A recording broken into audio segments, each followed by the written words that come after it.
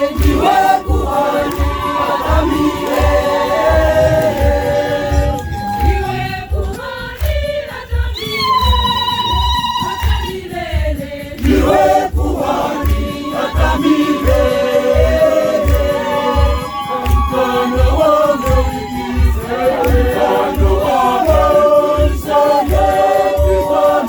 Melkisedeki, kwa mfano wa Melkisedeki.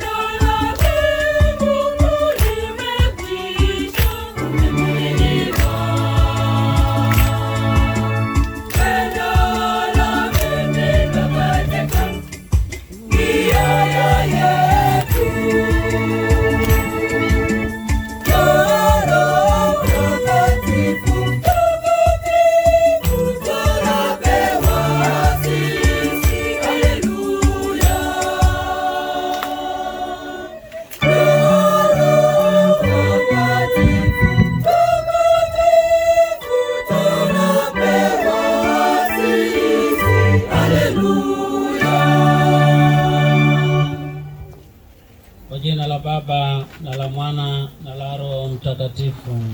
Amina. Amani iwe nanyi.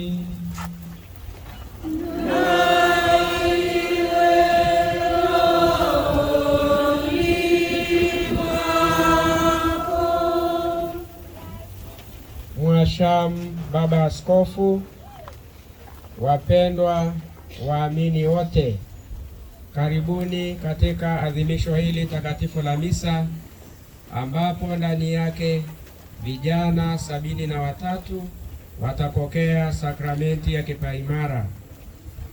Adhimisho hili linapofanyika ni adhimisho lenye kutupatia nguvu mpya katika maisha ya imani. Kwa namna ya pekee waimarishwa, ndio wakati sasa wa kusimama imara katika maisha ya imani, kumtangaza Kristo katika maisha yenu na katika familia. Nimwalike Mhashamu Baba Askofu atuendeshe ibada hii takatifu ya misa.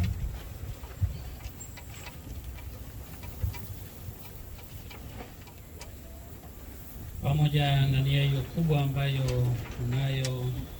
tunaungana kwa pamoja kusali, lakini pia tuungane kuombea marehemu wa familia ya Adriani Masanduku ambao wanakumbuka na kuombea marehemu Adriani Chibada Masanduku na katekista Karisti Thomas Masanduku. Haya milele uwape, Bwana, na mwanga wa milele pumzike kwa amani. Amina. Tukiri dhambi zetu tupate kustahilishwa kuadhimisha sadaka takatifu.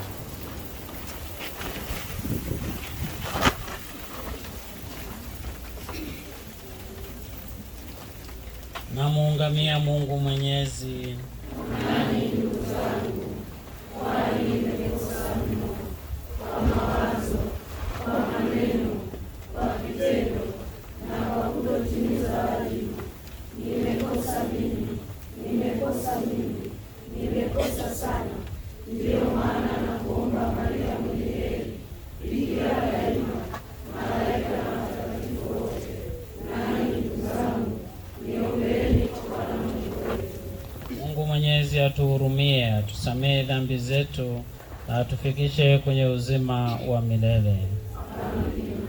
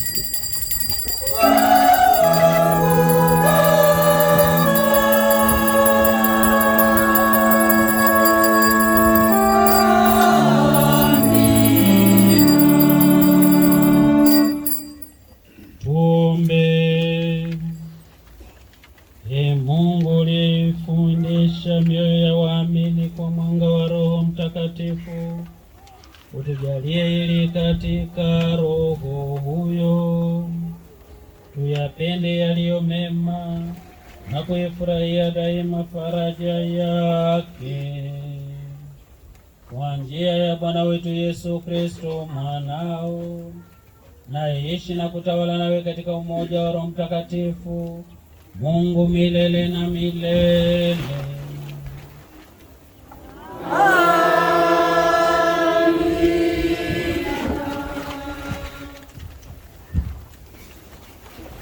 Somo la kwanza. Somo katika kitabu cha Matendo ya Mitume. Matendo ya Mitume sura ya 2 aya ya kwanza hadi ya 11. Hata ilipotimia siku ya Pentekoste, walikuwako wote mahali pamoja. Kukaja ghafla toka mbinguni uvumi kama uvumi wa upepo, na wa nguvu ukienda kasi, ukaijaza nyumba yote waliokuwa wameketi.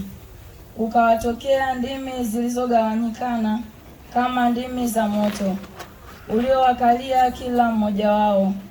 Wote wakajazwa Roho Mtakatifu, wakaanza kusema kwa lugha nyingine kama Roho alivyowajalia kutamka. Na walikuwako Yerusalemu Wayahudi wakikaa, watu wataua, watu wa kila taifa chini ya mbingu.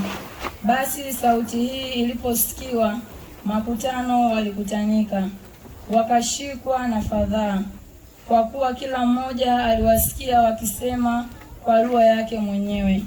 Wakashangaa wote, wakastaajabu, wakiambiana, tazama, hawa wote wasemao si wa Galilaya?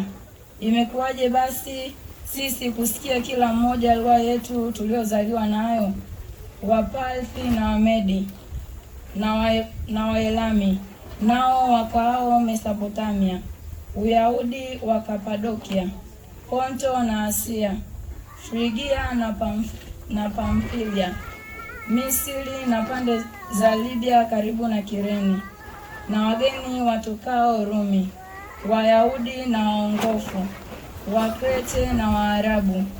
Tunawasikia hawa wakisema kwa lugha zetu matendo makuu ya Mungu. Neno la Bwana.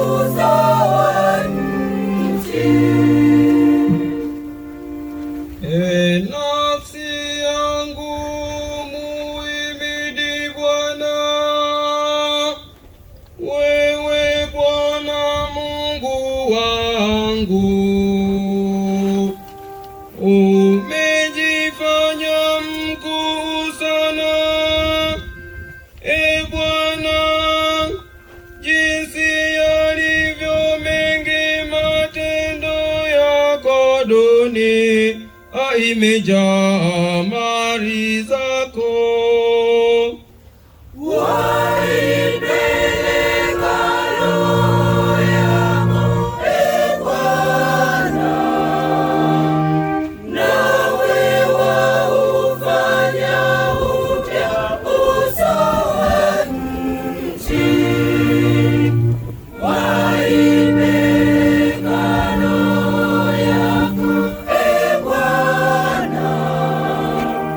Nawe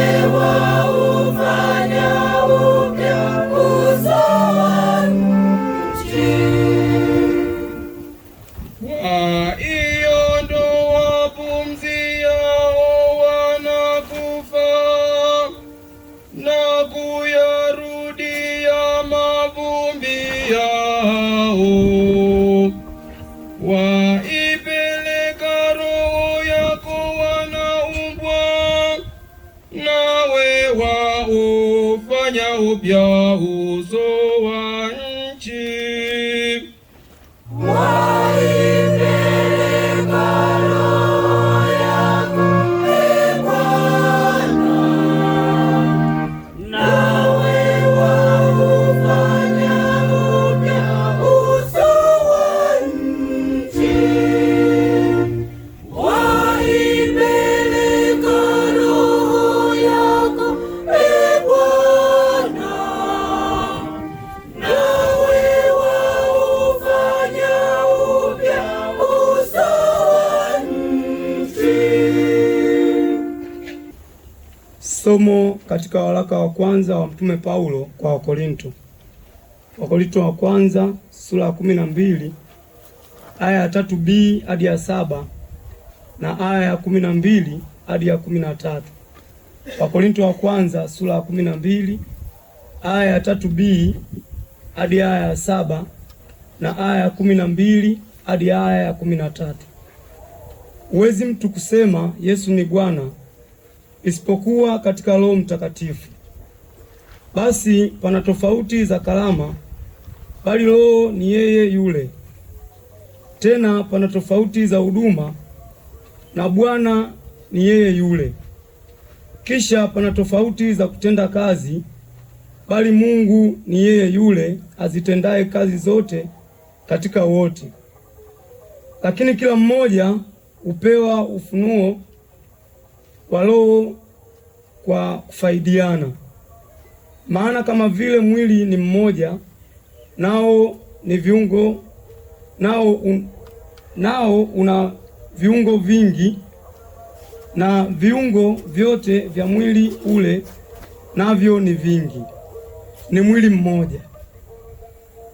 Vivyo hivyo na Kristo, kwa maana katika Roho mmoja sisi sote tulibatizwa kuwa mwili mmoja, kwamba tu Wayahudi au kwamba tu Wayunani, ikiwa tu watumwa au ikiwa tu huru, nasi sote tulinyweshwa Roho mmoja. Neno la Bwana.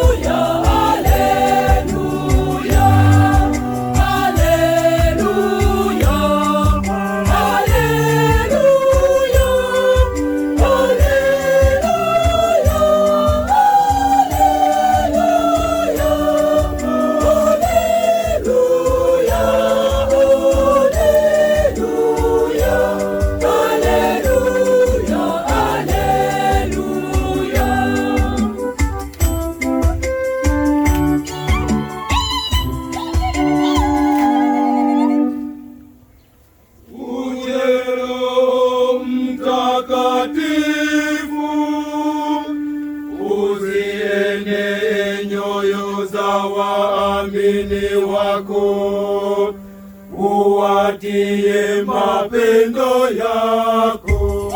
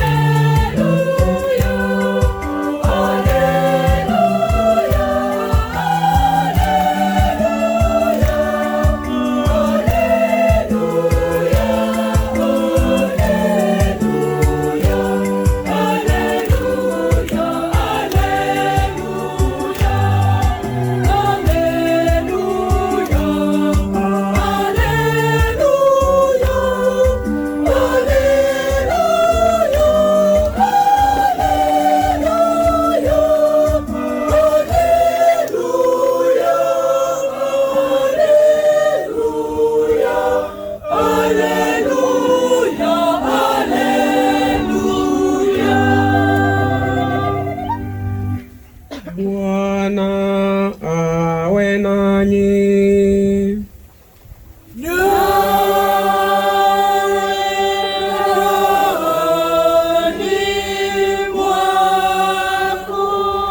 Somo la Injili takatifu ilivyoandikwa na Yohane.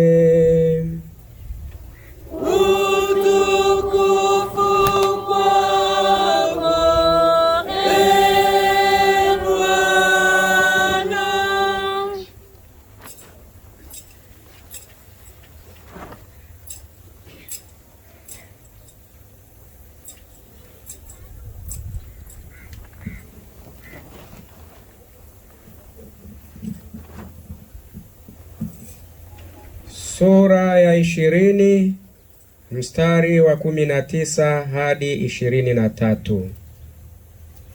Sura ya 20 mstari wa 19 hadi 23.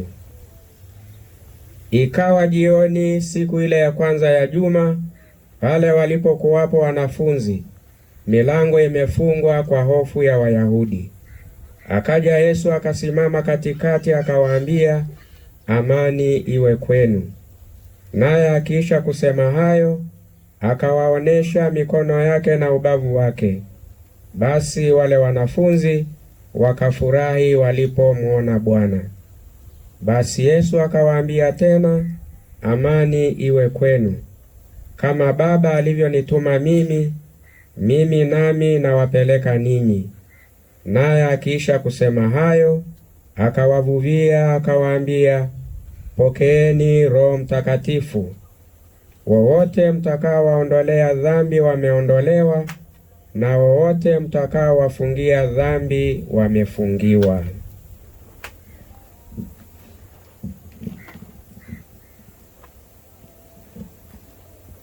Neno la Bwana.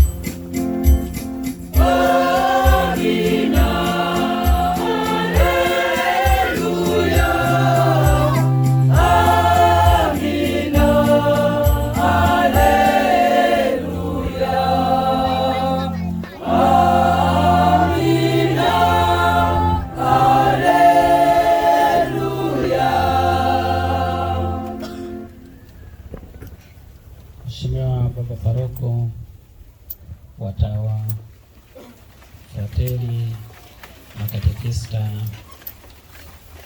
kamati tendaji ya parokia na vigango. Jua upo wakilishi wa kutosha kutoka pia katika jumuiya mbalimbali, wanakwaya na vyama vyote vya kitume na waamini kwa ujumla. Tumsifu Yesu Kristo. Herini na ongeleni sana kwa parokia yenu kutimiza miaka 8 kamili tangu kuanzishwa. Basi leo ni siku ya furaha. Miaka 8 ni umri sasa wa mtu yuko shule ya msingi, si ndio? Anatembea, anakwenda huyo anaanza kusoma angekuwa mjini anasoma na Kiingereza hivi, mambo yanakwenda. Kwa ninyi sasa wanakwenda, tunatarajia hiyo kujitegemea, unaleta heshima. Sasa lazima tuone kuwa hii kauli yenu ambayo mnaiishi ninyi ilingane na miaka yenu 8. Miaka 8 sio michache. Tunamshukuru Mwenyezi Mungu kwa zawadi kubwa ya paji la imani. Imani ambayo amependa yeye mwenyewe kwa namna ya pekee kuingiza katika mioyo yenu. Na ndio maana tunapofanya sherehe hii ya miaka 8 tunasherehekea pia tunda la imani kubwa ambalo linapatikana kwa hawa vijana wetu watakaopata sakramenti ya kipa imara, watakaoimarishwa katika hilo. Kwa hiyo huku ni kuonyesha wazi kuwa imani inaendelea kukua. Lakini sasa inakuwaje? Maana hata mtoto anapozaliwa, watoto wanaweza kuzaliwa 3 au 4 watakuwa tofauti. Mwingine asipopata magonjwa anaenda vizuri kabisa. Mwingine akipata magonjwa shida ukuaji wake unakuwa shida, wenzake wanaanza kutambaa, yeye bado. Sasa lazima kuangalia imani pia ina misingi ya mtindo huo. Wakati mwingine imani tukiizongazonga na mambo mengine mengi, imani inaugua. Imani inachelewa kukua, inachelewa kukimbia, imani inarudi nyuma, imani inasimama, imani inadumaa. Sasa sisi tunataka kuona umuhimu na ulazima wetu wa kuangalia, kufanya tathmini. Miaka 8 si michache, ni mingi. Tufanye tathmini ya miaka yetu katika swala la imani kwanza. Kikubwa ni hicho, kuwa miaka hii 8 tumekuwa kiasi gani katika imani. Tukiona kuwa miaka hii 8 mimi kwangu mambo yangu ninayoyafanya ni yale ambayo nilikuwa nafanya miaka 8 iliyopita, imani imedumaa, imani haiendi mbele, imani ipo tu. Lakini tukiona wazi kuwa katika hii miaka 8 kila mwaka nafanya mabadiliko fulani makubwa ya kiimani, imani inakuwa, imani inaenda mbele, imani inajisimamia. Sasa sio rahisi sana mimi kujua kuwa kila mmoja anakuwa au hakui, lakini ni rahisi kwangu mimi kuwatengenezeni ninyi maswali au kutafuta vichokoo ambavyo kila mmoja wetu ataingia ndani ya moyo wake na kujua kuwa yeye imani yake imekuwa au haikui. Sawa jamani? La kwanza, ushiriki wa sisi katika kanisa. Tunashiriki vipi? Na hasa katika swala la kusali. Je, tunasali? Tunasali katika familia? Tunasali katika jumuiya? Tunakuja kusali kanisani? Tunapoitwa kwenye semina mbalimbali tunafika? Sasa majibu haya yakiwa ndio, hiyo sehemu ya kwanza tunatiki. Na siku hizi kuna usemi sana wanasema ukutiki, mwezi wa kutiki wanasema huo. Kwa lakini tukiona hapo tumefanikiwa na sisi tunatiki cha kwanza. Lakini tukiona hapo tuna mahangaiko, au labda kanisani ya 20 au kwenye jumuiya ya 20 au kwenye semina hatufiki, hapo tuweke X. La kwanza. Lakini la pili ni kuangalia uhalali. Kanisa lina taratibu zake, linatufundisha kuwa Jambo la kwanza la msingi ni kulisoma neno la Mungu. Je, swali la kwanza tujiulize, familia zetu zote zina Biblia? Yaani wewe familia yako kuna Biblia na Biblia yako ikoje? Hiyo Biblia yako ikoje? Kuna nyingine imeshachakaa kabisa. Yaani ipo haitunzwi, ipo. Bora ichakae kwa kusomwa kuliko ichakae kwa kupigwa vumbi na kadhalika. Biblia tulizonazo katika familia zetu tunazisoma, tunatafakari. Neno la Mungu kweli limekuwa ni dira kwangu, dira kwa familia yangu, dira kwa jumuiya yangu, dira kwa parokia yangu, dira kwa jamii inayonizunguka. Nikipita mtaani watu wanajua kuwa mimi ni Mkristo Mkatoliki ninayelisoma neno na kuliishi neno. Haya ni mambo ya msingi haya. Kuangalia vitu hivyo tumefanya vipi katika ulimwengu wa neno la Mungu kwetu sisi. Sasa tunaenda hivyo hapo, tutatiki kama tumefanikiwa vizuri, na kama ukufanikiwa weka X. X ya ngapi hiyo? Ya pili. Ukishaona una X 3, sasa chukua tahadhari, kwa sababu upo katika lugha nyingine wanasema danger zone. Yaani upo katika mstari wa hatari. Upo katika mstari wa hatari. Sasa lingine ni hilo la kuangalia maisha ya masakramenti. Mimi sina shida yoyote kwenye masakramenti. Mimi napokea masakramenti vizuri na yashiriki vizuri. Haya masakramenti yote ambayo kanisa limetuwekea na linatutaka yatusaidie kutuhimiza katika maisha yetu. Kule tunarudi. Kama ndio, weka tiki. Kama sio, weka X. Na kama sasa tangu mwanzo una X ya kwanza, ya pili, ya tatu, wewe upo kwenye alama nyekundu. Kwa miaka hii 8 wewe hujaifanyia kazi kikamilifu. Miaka hii 8 wewe umedumaa katika imani. Miaka hii 8 wewe haikupi tija ya maisha. Lakini basi vipo vigezo vingine vingi vya kila mmoja kujipima na kuona kuwa anakwendaje. Kingine, kanisa sasa hivi linahimiza na kusisitiza juu ya ushiriki wetu wote katika vyama vya kitume. Kuna vyama vya kitume vya Urika, Mtoto Mtakatifu, Viwawa, Wawata na Uwaka. Upo hapo? Yaani wewe ni mwanachama, sio tu mwanachama ulijiandikishaga, unajua hata mikutano inafanyika wapi. Wanachama wako ni hai. Kama hai weka tiki. Kama hoi weka X. Yaani sawa eh? Hivi vyama vya kitume vya Urika, mtu hawezi kusema kwa eti mimi napenda nijiunge au sipendi sijiunge. Wewe kama tu ni Mkatoliki na ni mwanaume, wewe ni Uwaka. Haijalishi wewe nani. Sababu hapa paroko wetu hapa ni Uwaka namba 1. Kwa sasa kama paroko ni Uwaka namba 1, kwa sababu yeye si mwanaume Mkatoliki huyu, au mnamtafsiri vipi? Huyu kujitegemea kunaleta heshima. Ni mwanaume Mkatoliki au sio? Kwa hiyo ni Uwaka namba 1 yeye. Kwa hiyo sasa kama hii ni namba 1, sisi wengine lazima tufuate. Sawa eh? Wewe kama ni mama Mkatoliki, wewe ni Wawata.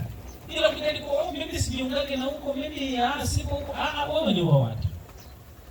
Wewe kama ni kijana, wewe ni Kiwawa au Kiwawa huko mwenyewe. Kiwawa utajua.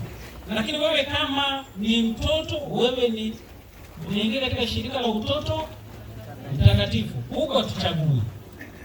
Yaani katika ulimwengu hatuchagui. Lazima ujiangalie wewe uko wapi na ndio unaingia hapo.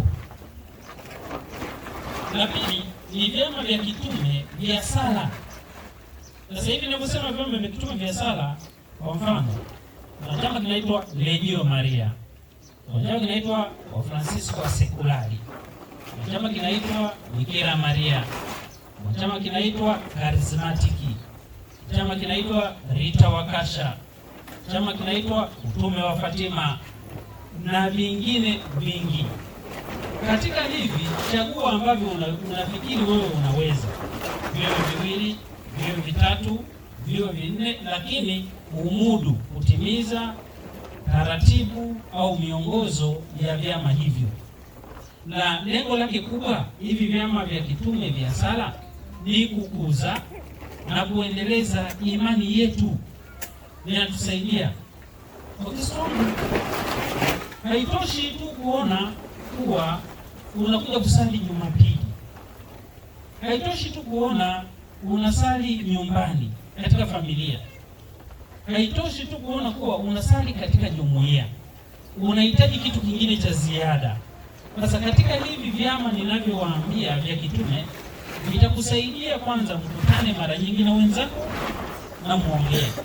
Kwa mfano kwaya na jenyewe ni moja kati ya chama cha kitume ambacho wao kila wiki wanakutana, wanafanya mazoezi ya nyimbo zao, lakini mkutane basi mfanye na vitu vingine zaidi ya hizo nyimbo tu. Msaidiane kukua kiimani. Okay, sasa kwa hiyo inaonekana kwa wajibu wetu sisi ni kukutana, kuimba na kuondoka ili Jumapili tuimbe na tudansi vizuri, alafu imekwisha. Tutakutana tena wiki inayofuata.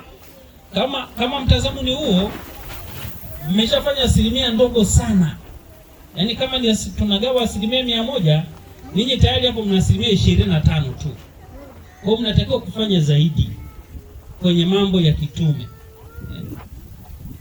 Sehemu zingine bana unakuta kwaya wakipangiwa kuwa zamu yao kutegemeza kanisa hawataki. Wanasema sisi mbona uga tunaimbaga kwaya bwana kila siku, hawataki. Huo ni wajibu wenu wa msingi. Na hapa kama huwa hawana zamu, wapewe zamu hawa. Wapewe zamu ya kutegemeza kanisa. Na mfanye vizuri. Kwa hiyo hivi vyama vyote vinatusaidia kukua kiroho, lakini pia kutujengea mahusiano mazuri na wenzetu. Unapokutana mara kwa mara inasaidia. Sasa wewe Mkristo ambaye unasali Jumapili mpaka Jumapili, umejifungia katika ulimwengu wako, unashindwa kukutana na wenzako wengine wakakusaidia, wakakupatia mambo fulani ya kiimani. Mnapokuwa katika vikundi hivi vinawasaidia. Kwa hilo naomba na lenyewe mliangalie. Katika vyama vya kitume wewe upo kwenye chama kipi? Na je, hicho chama unakitendea haki? Unashiriki semina zake? Unashiriki mikutano yake? Unashiriki michango yake? Unalipa ada? Kwa sababu kuna ada kwenye vyama vyote. Mtoto Mtakatifu kuna ada, viwawa kuna ada. Hapo nashangaa, viwawa ada shilingi 3,000. 1,000 ibaki parokiani, 1,000 ibaki jimboni, 1,000 ende taifani, alafu watu hawatoi. Viwawa hapo mkoje hapa.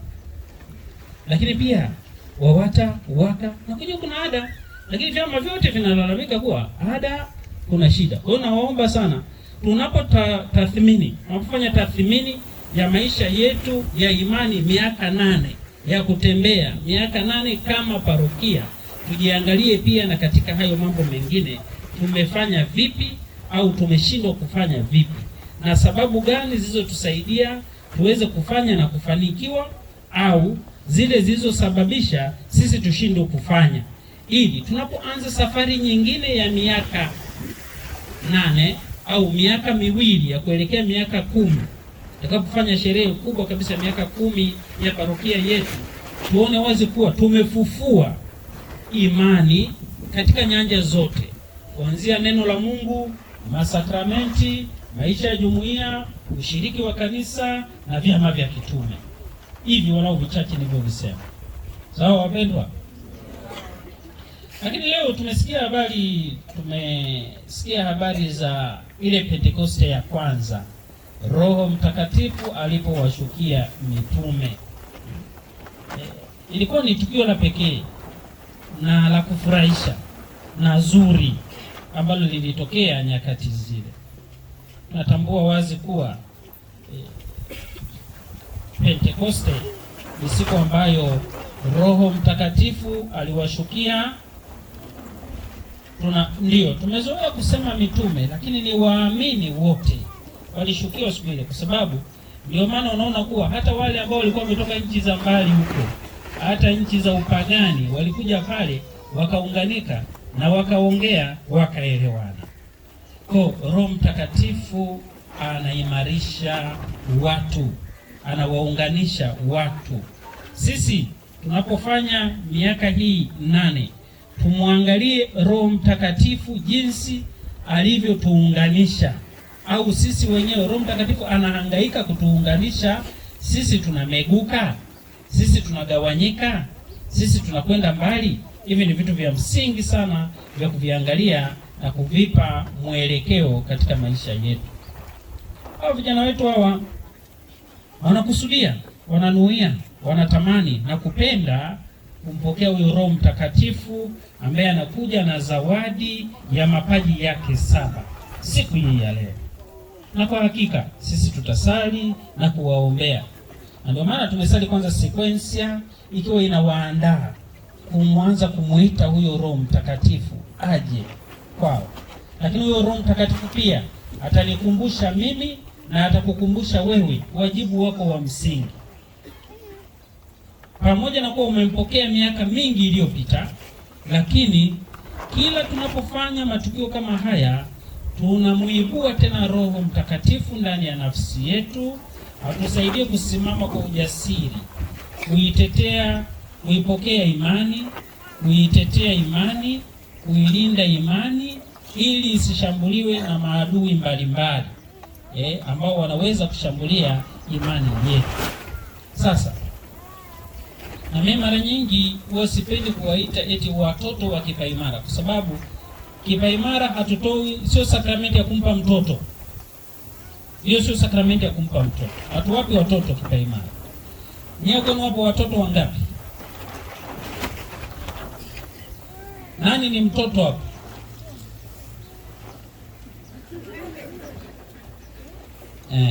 Mmekataa. Na mnakataa kwa sababu sakramenti hii ambayo mnaitarajia ni sakramenti ya ukomavu wa imani. Na mkishapokea ninyi hii sakramenti, tunahitaji kuona mchango wenu ndani ya kanisa. Mnafanya nini? Licha tu ya kuilinda na kuitetea imani ya kanisa, lakini pia tunataka kukuona wewe mwenyewe kuwa umekomaa kiimani. Na vifuatavyo vitatufanya tujue kuwa wewe umekomaa. Kwanza, mahudhurio yako ya kanisani na kwenye jumuiya. La pili, ushiriki wako katika michango mbalimbali. Yaani kuanzia sasa hivi mkipata kipaimara, sitaki kusikia habari ya kusema hivi kwa mimi fungu langu la 10 analipa baba na mama. No, wewe mwenyewe unalilipa, unalileta. Kama utaki kaa kando. Kwa sababu wewe ni mkomavu. Umekomaa katika imani kuwa hawa walete fungu lao la 10. Hawa wazazi mnanisikia huko? Fungu lao la 10 hawa walete wenyewe, kuwa hii ni sehemu ya fungu letu la 10. Sasa kwa sababu wengine wanasoma hapa kule katika familia, nyinyi ndio mtapanga kuwa hawa watoto tuwagawie nini kama sehemu yao fungu la 10, lakini walilete wenyewe. Sio wazazi mnawaletea, mnasema hivi kwa hii ni lamsam ya familia nzima, fungu letu la 10 katika familia hii hapa tumeleta shilingi 2000 kwa mwezi huu. Hapana, hatuendi hivyo. Kila mmoja mwenye uwezo aliyepokea kipaimara alete kitu chake, na anapoleta anapata baraka yake, ukomavu wa kiimani. Kwa hiyo ninyi sio watoto. Ndio maana sasa hivi kwa ambaye hataki kufanya hivyo aniambie kwa yeye ni mtoto na tumwache leo, ili akikua tutampa kipaimara, akishakomaa tunaendelea mambo mengine. Wazazi tumeelewana? Na wasimamizi mnanielewa? Simamieni wasimamizi kuhakikisha hao watoto wanakuwa kiimani, kuwaongoza vizuri na kuwaleta kanisani. Baada ya kipaimara wengi wanakuwa wavivu. Yaani utakuta kuwa hivi tuliwaombea Roho Mtakatifu au roho wa uvivu. Jitihada hii yote hii tunakaa hapa kuwaombea Roho Mtakatifu ambaye anawabidiisha katika mioyo yenu na imani yenu ikue zaidi na zaidi. Lakini hapa leo si leo Ijumaa Jumapili hapa kuna watu hawatakuja kusali. Yaani wanakaa kabisa nyumbani. Amechoka kwa sababu kipaimara ni graduation ya imani. Yaani mahafali kuwa amemaliza. Hayo mambo tena ya kuamka asubuhi, kwenda kanisani, kwenda kwenye mafundisho na nini. Nimechoka, wacha nilale kwanza ninyooke. Utanyoka moja kwa moja. Kona waomba mje kusali.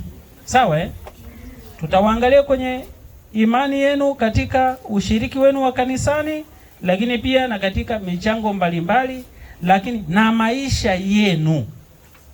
Yaani mnavyoishi, muwe shuleni, muwe nyumbani, muwe kanisani, muwe wapi, maisha yenu watu wakiwaangalia tu wajue kuwa ninyi mna imani. Ninyi ni wakomavu, ninyi mnaitetea imani. Sasa sio unashikwa tu na mtu anakuuliza swali dogo tu. Mungu mmoja, kuna Mungu mmoja, nafsi tatu. Ni kweli au si kweli? Unasema kweli. Haya, zembu nielezee. Hiyo sio miungu mitatu hiyo. Unaanza sema sijui, mimi nilifundishwa na katekista hivyo. Sijui katekista nani fulani, sema nenda kamuulize, hata kwenda uendi tena. Hayo mambo hatutaki hayo. Sawa Na ili muweze kufanikiwa kuitetea imani, someni neno la Mungu. Sawa Sasa mimi naongea na ninyi, nataka muitikie. Sawa mimi sio ule wa ukimya kimya. Nataka muitikie, msome neno la Mungu. Mtasoma? Ndio. Wangapi kwa kuna Biblia? Semeni ukweli, mwaibishe shetani. Kama hakuna, wewe shusha mkono. Sema kwetu hakuna Biblia. Njoo wewe hapa ambaye hakuna Biblia, njoo. Mimi nataka watoto wanyofu bwana.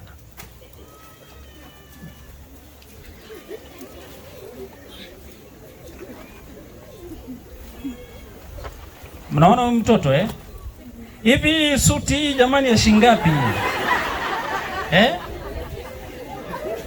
Yaani wazazi wa huyu mtoto, hii suti hii ya shilingi ngapi?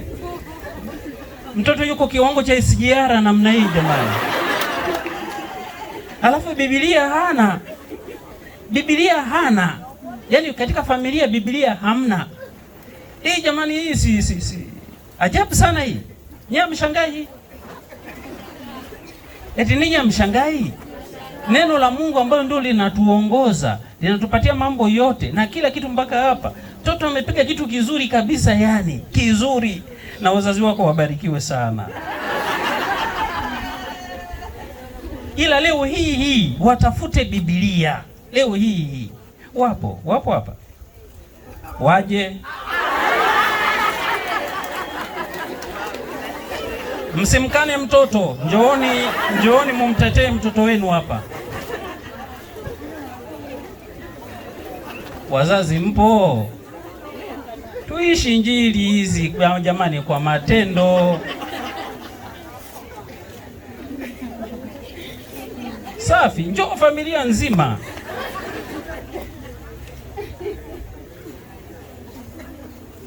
Baba yuko wapi?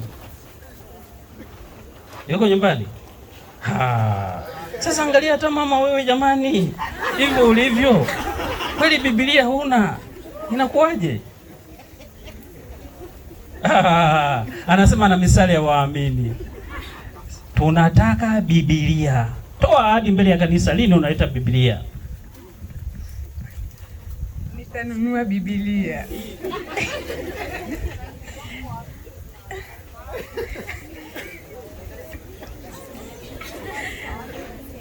Wiki ijayo. Biblia zinauzwa wapi? Mnazo hapa Biblia? Haya, usafiri, yani ni sadaka kwako. Usafiri, nenda Mpwapwa, ukikosa Mpwapwa, nenda Dodoma, kanunue Biblia ya Kikatoliki. Yani umetuaibisha. Mtoto yani hivi, wewe hivi, angalia sana na mdogo wake huyu. Unaweza ukatamani mara moja tu umpe komnyo ya kwanza hapa sasa hivi. Lakini Biblia nyumbani hamna. Haya, nendeni. mtanunua Biblia. Mwingine nani ambaye hana hapo Biblia? Amsimami tena. Kristo tumaini letu. Haya, Sasa mnaalikwa kwa namna ya pekee, vijana wa kipaimara, mtajongea mbele. Watoto hao wasogea upande moja, ili wana kipaimara wote wapange mistari hapa mbele. Wana wapendwa, basi ninyi mnakuwa viungo hai vya kanisa hili. Kwa uongozi wa Roho Mtakatifu, fanyeni bidii kuwatumikia watu wote kama Kristo aliyekuja kutumikia na wala sio kutumikiwa. Lakini sasa, kabla hamjapokea Roho Mtakatifu, hebu jikumbusheni imani mlioiungama wakati mnabatizwa, ama walioiungama wazazi na wasimamizi wenu pamoja na kanisa. Ninawaomba sasa wote tusimame na tuendelee kuitikia kwa kadri jinsi ambavyo nitauliza swali, sehemu ya kuamsha na sisi ile nguvu ya ubatizo tuliyoipokea, ambayo inaimarishwa na sakramenti ya kipaimara kwa ujio wa Roho Mtakatifu. Na sisi tufanye wapya leo kwa kuanza kusafiri vizuri katika imani. Mwamkataa shetani na mambo yake yote na vishawishi vyake vyote. Na wauliza wote na muitikie kwa sauti kama kweli unamkataa. Sawa? Mwamkataa shetani na mambo yake yote na vishawishi vyake vyote. Namkataa. Mwasadiki kwa Mungu Baba Mwenyezi, muumba wa mbingu na dunia. Mwasadiki. Mwasadiki kwa Yesu Kristo mwanaye wa pekee, Bwana wetu, aliyezaliwa na Bikira Maria, akateswa, akafa, akazikwa, akafufuka katika wafu, ameketi kuume kwa Baba. Mwasadiki kwa Roho Mtakatifu, Bwana mleta uzima, mtakayempokea leo kwa namna ya pekee kwa njia ya sakramenti ya kipaimara kama walivyopewa mitume siku ile ya Pentekoste. Mwasadiki kwa kanisa takatifu Katoliki, ushirika wa takatifu, maondoleo ya dhambi, ufufuko wa miili na uzima wa milele. Hii ndio imani yetu, hii ndio imani ya kanisa ambayo tunaona fahari kuiungama katika Bwana wetu Yesu Kristo. Amina. Basi niombe wengine wote tuketi. Tutasimama sisi mapadri na hawa wa kipaimara, tunawaombea sasa kwa kuwekea mikono huyo Roho Mtakatifu. Ndugu zangu wapendwa, tumwombe Mungu Baba Mwenyezi kwa wema wake awatie Roho Mtakatifu wa hawa aliowafanya wanawe waliozaliwa tayari katika uzima wa milele kwa ubatizo. Naye Roho Mtakatifu awaimarishe kwa mapaji yake maridhawa, kwa mpako wake awafanye wafanane na Kristo mwana wa Mungu.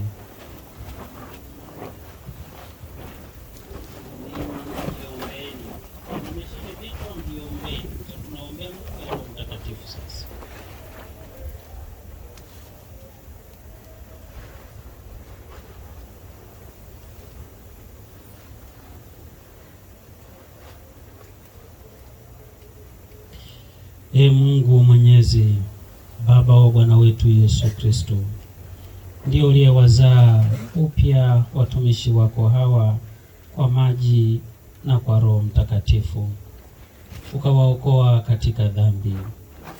Basi Bwana, umtie ndani yao Roho Mtakatifu mfariji, uwape roho wa hekima na akili, roho wa shauri na nguvu, roho wa elimu na ibada, wajaze roho wa uchaji wako kwa njia ya Kristo Bwana wetu. Tutike wote amina. Amina.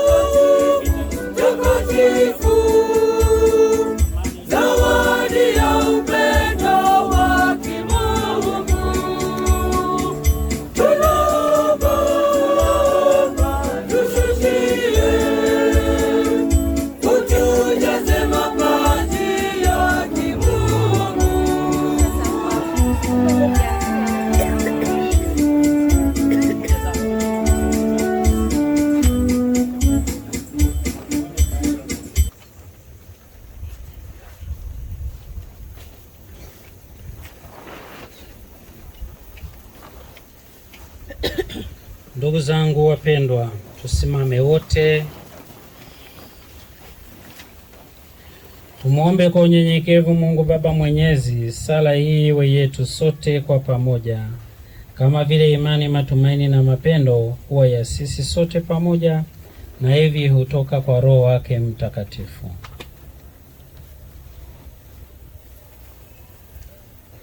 Watakase waimarishwa wapate kuwa hekalu lako takatifu siku zote za maisha yao, e Bwana.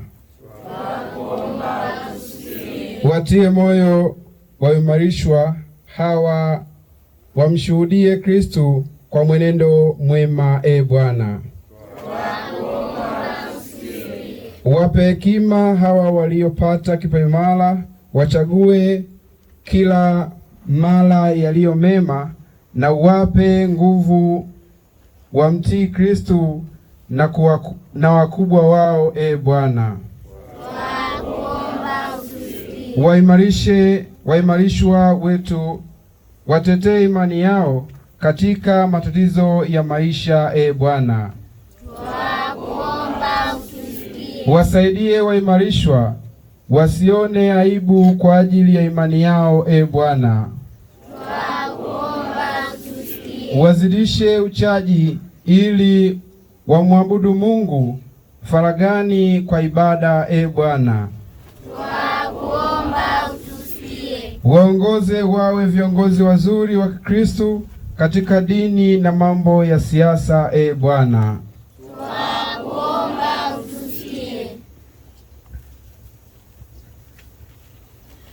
Ee Mungu, uliwapa mitume wako Roho Mtakatifu, ukataka hao mitume na waandamizi wao wawape waamini wengine huyo Roho. Usikilize kwa wema sala yetu na utujalie ili kile ulichokitenda wakati Injili ilipoanza kuhubiriwa kienee sasa mioyoni mwa waamini, kwa njia ya Kristo Bwana wetu. Amen.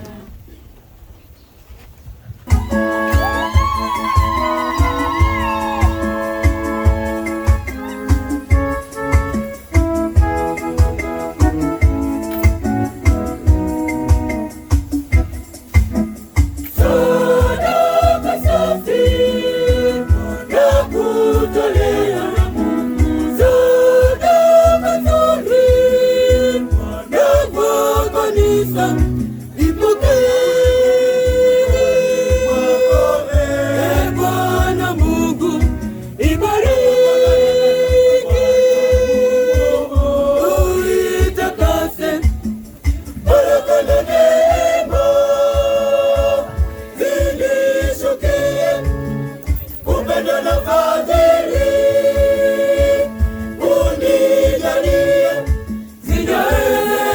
zijae ndani yangu, kweli zijae ndani yangu.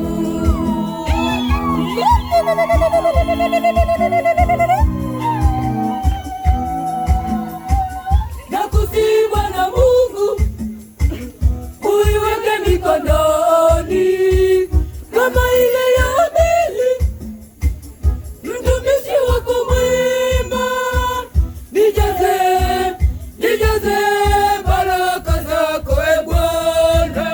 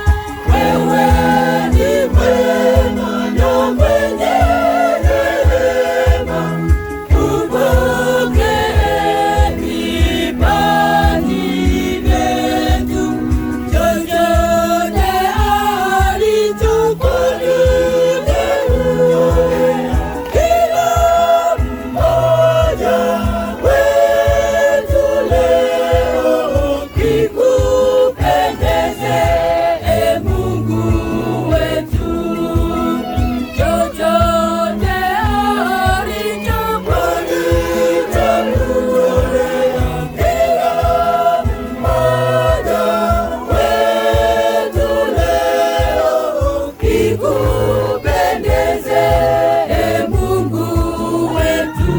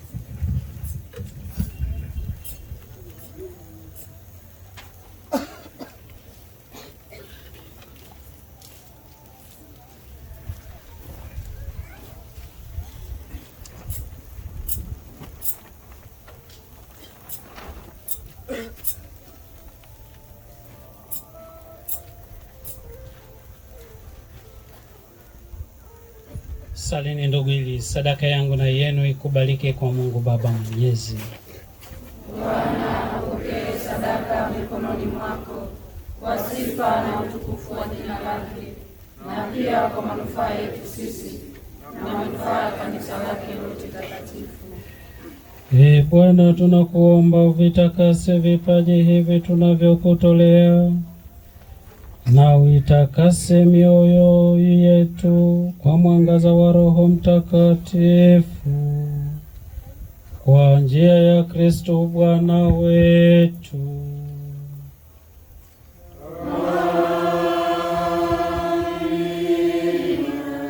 Bwana awe nanyi.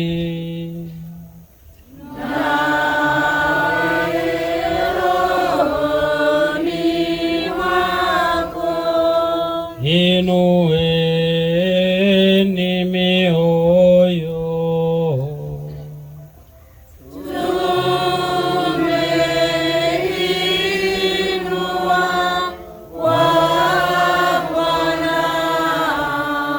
Tumshukuru Bwana Mungu wetu.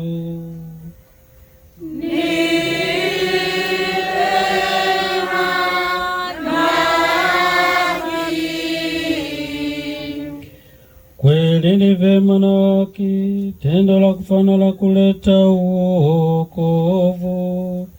Tukushukuru wewe daima na popote, Bwana Baba uliye mtakatifu, Mungu mwenyezi wa milele, kwa njia ya Kristo Bwana wetu. Yeye alipaa juu ya mbingu zote, akaketi kuume kwako, akatimiza ahadi ya kumpeleka Roho Mtakatifu, anayetufanya wanao. Kwa sababu hiyo, sasa na hata milele, sisi pamoja na majeshi yote ya malaika tunakuimbia kwa uchaji, tukipaza sauti na kusema: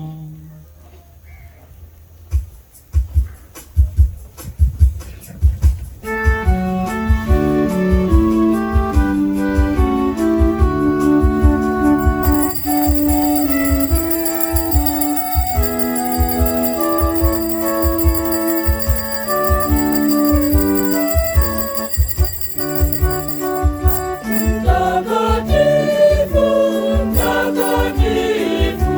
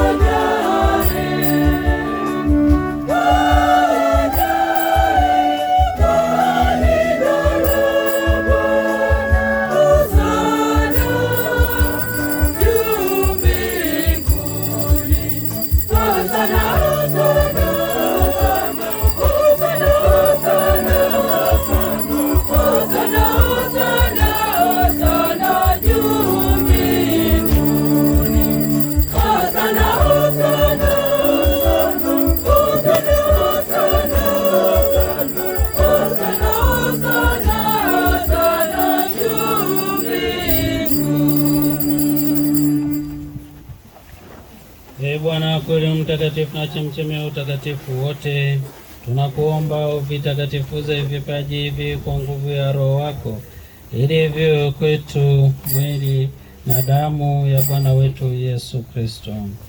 Yeye alipotolewa na kuingia kwa hiari katika mateso yake, alitoa mkate, akashukuru, akaumega na akawapa wafuasi wake akisema, twaeni mle nyote, huu ndio mwili wangu utakaotolewa kwa ajili yenu.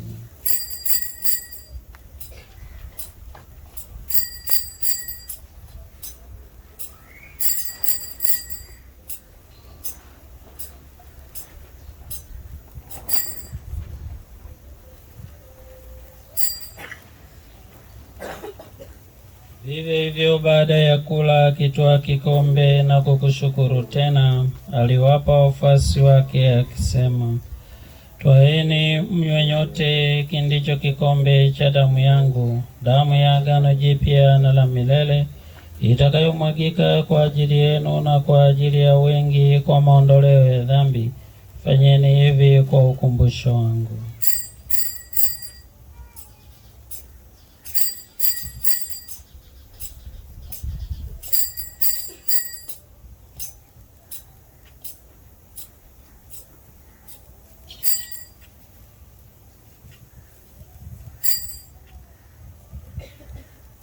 Fumbo la imani. Ee Bwana, tunatangaza kifo chako na kutukuza ufufuko wako mpaka utakapokuja. Kwa hiyo, Ee Bwana, tunapoadhimisha ukumbusho wa kifo na ufufuko wake mwanao, tunakutolea mkate wa uzima na kikombe cha wokovu. Tunakushukuru kwa kuwa umetustahilisha kusimama mbele yake na kutumikia. Pia tunakusihi kwa unyenyekevu, ili kwa kushiriki mwili na damu ya Kristo tukusanywe na Roho Mtakatifu tupate kuwa jamaa moja. Ee Bwana, ulikumbuke kanisa lako lililoenea popote duniani, ulikamilishe katika mapendo, pamoja na Baba Mtakatifu wetu Leo wa 14, askofu wetu mkuu Beatus Kinyaia, askofu msaidizi Willibrod Kibozi na waklero wote. Wakumbuke watumishi wako marehemu, tunawaombea huruma yako katika sadaka hii uliyewaita kwako kutoka dunia hii. Wajalie ili hawa walioshirikishwa kifo cha mwanao kwa maji ya ubatizo na Roho Mtakatifu washirikishwe pia ufufuko wa Kristo. Wakumbuke pia ndugu zetu waliofariki wakiwa na tumaini la ufufuko, na marehemu wote waliofariki katika huruma yako uwapokee kwenye nuru ya uso wako. Tunakuomba utuhurumie sisi sote, ili pamoja na Maria Bikira mwenye heri mama wa Mungu na Mtakatifu Yosefu mume wake huyo bikira, mitume wenye heri na watakatifu wote waliokupendeza tangu kale, tustahili kushiriki uzima wa milele na kukusifu na kukutukuza kwa njia ya mwanao Yesu Kristo.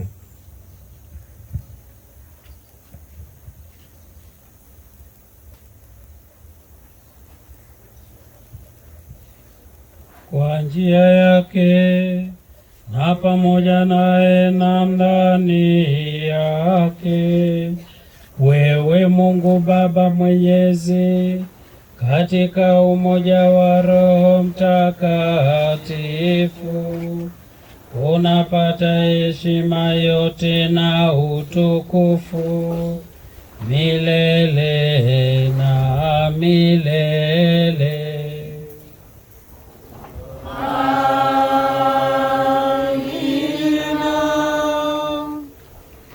Kulitia agizo la Mwokozi wetu na tukufuata mafundisho yake ya kimungu, tunathubutu kusema: Baba yetu, jina lako litukuzwe, ufalme wako ufike, utakalo lifanyike duniani kama mbinguni. Utupe leo mkate wetu wa kila siku, utusamehe makosa yetu kama tunavyowasamehe na sisi waliotukosea, usitutie katika kishawishi, lakini utuokoe maovu. Bwana, tunakuomba utuokoe katika maovu yote, tujalie kwa wema amani maishani mwetu, kusudi kwa msaada wa huruma yako tuopolewe daima na dhambi, wala tusifadhaishwe na jambo lolote, napotazamia tumaini lenye heri na ujio wa Mwokozi wetu Yesu Kristo. Kwa kuwa ufalme ni wako na nguvu na utukufu hata milele. Bwana Yesu Kristo, uliambia mitume wako, amani na wachieni, amani yangu na wapa. Usizitazame dhambi zetu, ila tu imani ya kanisa lako. Pende kulijalia amani na umoja kama alivyo mapenzi yako, na ishi na kutawala milele na milele. Amina. Amani ya Bwana iwe daima nanyi.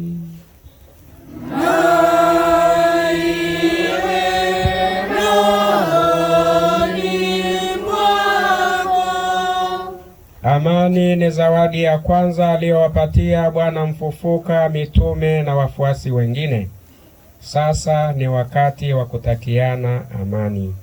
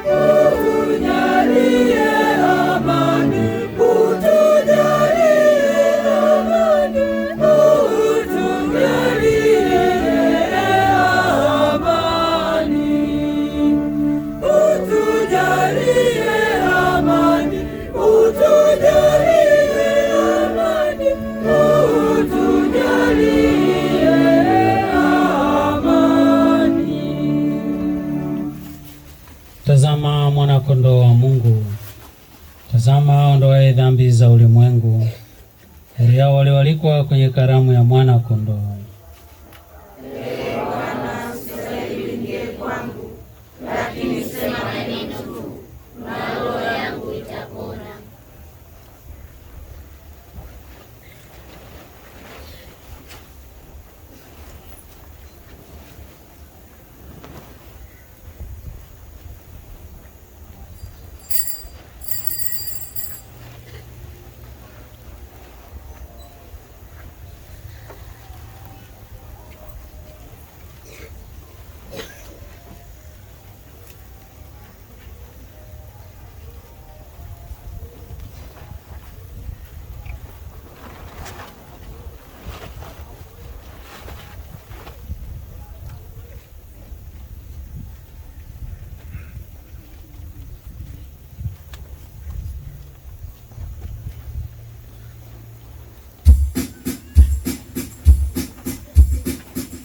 Sasa katika kupokea Ekaristi Takatifu watatangulia vijana waliopata sakramenti ya kipaimara. Baada ya hao mtafuata waamini wa Katoliki mliojitayarisha, waamini wa Katoliki mliojiandaa.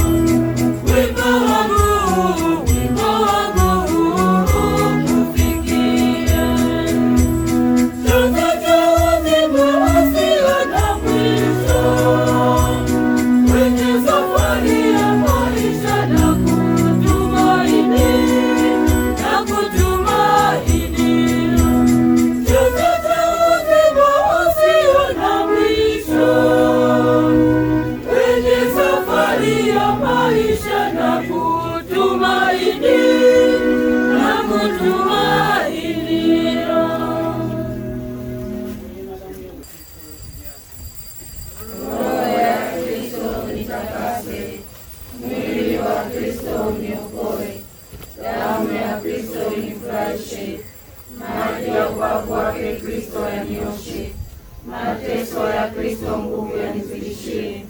Ee Yesu mwema unisikilize, katika madonda yako unifiche, usikubali nitengwe nawe, na adui mwovu unikinge.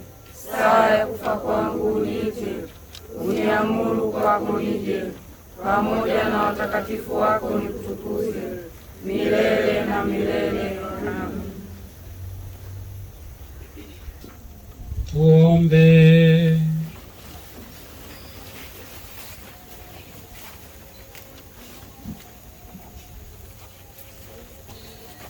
Ee Bwana, tunakusihi Roho Mtakatifu amimine ndani ya mioyo yetu, ili kuitakasa na kuistawisha kwa kuinyunyizia manyunyu ya neema zake, kwa njia ya Kristo Bwana wetu.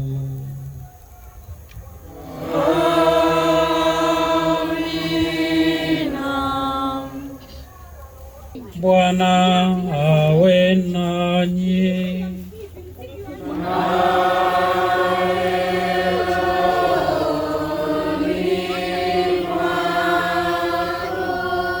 Jina la Bwana litukuzwe.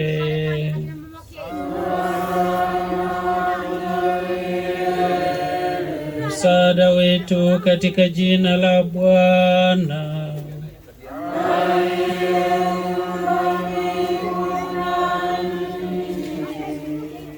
Mungu Baba wa mianga, aliyependa kuangaza akili ya wanafunzi kwa kuwamiminia Roho Mtakatifu mfariji, awajalieni kufurahia baraka yake na kujaa daima mapaji ya huyo Roho.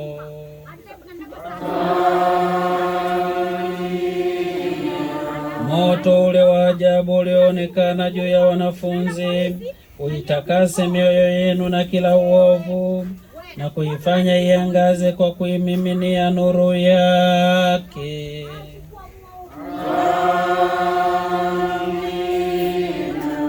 Mungu aliyependa kuunganisha lugha mbalimbali katika ungamo la imani moja, awadumishe ninyi katika imani hiyo, na kwa kuamini awajalie kumwona yeye mnayemtumaini.